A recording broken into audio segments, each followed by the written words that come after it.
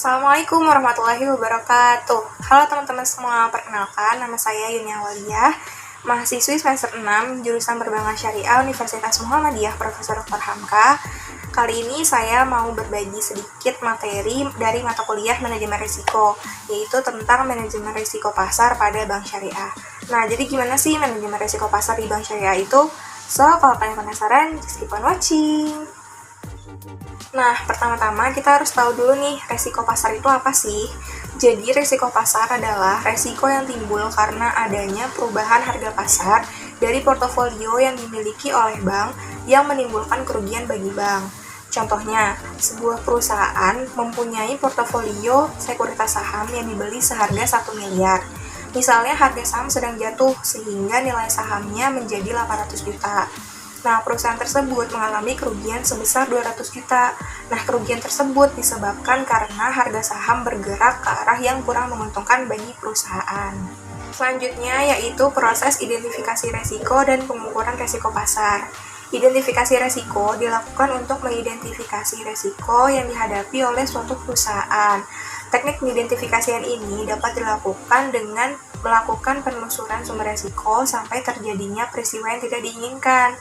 Nah, banyak nih resiko yang dihadapi oleh suatu perusahaan, salah satunya yaitu resiko penyelewengan oleh karyawan. Nah, dalam mengukur resiko dan mengevaluasi resiko, terdapat tujuan dari evaluasi resiko, yaitu untuk memahami karakteristik resiko dengan lebih baik. Jika kita memperoleh pemahaman yang lebih baik, maka resiko dapat lebih mudah dikendalikan. Nah, evaluasi yang lebih sistematis dilakukan untuk mengukur resiko tersebut.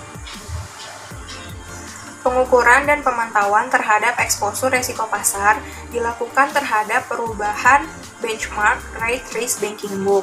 Identifikasi resiko benchmark rate dimulai dengan analisa atas sumber-sumber benchmark rate pada seluruh instrumen rate sensitif bank, baik pada posisi aset, kewajiban maupun off balance sheet yang menimbulkan kerugian bagi bank, baik pada sisi earning maupun economic value.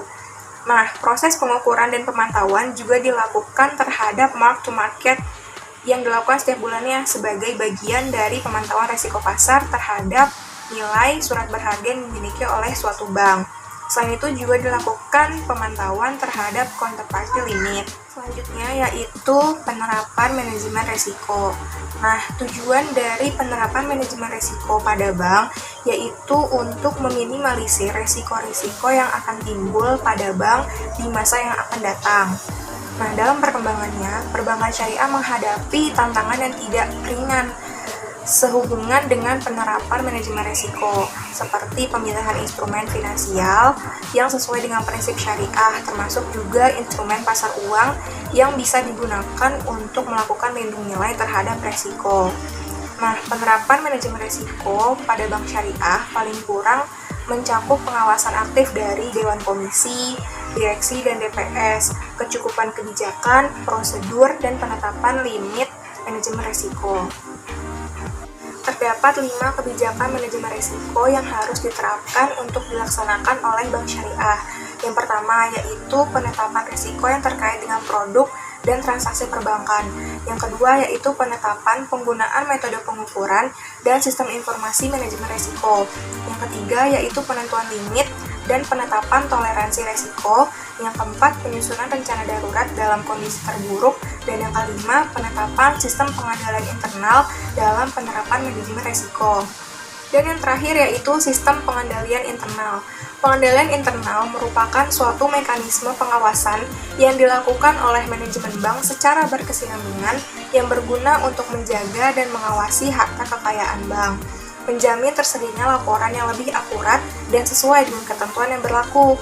Selain itu juga untuk mengurangi dampak keuangan termasuk kecurangan atau fraud, serta pelanggaran aspek kehati-hatian dan juga meningkatkan efektivitas organisasi dan meningkatkan efisiensi biaya. Sistem pengendalian internal wajib memastikan hal-hal sebagai berikut.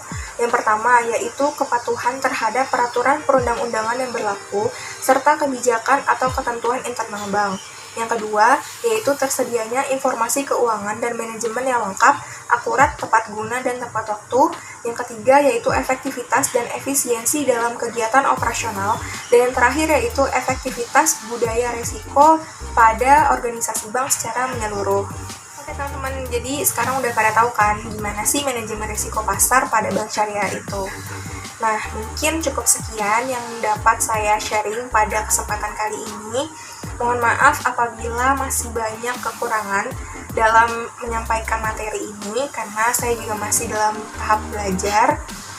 Dan sampai ketemu di video selanjutnya. Dadah, Assalamualaikum warahmatullahi wabarakatuh.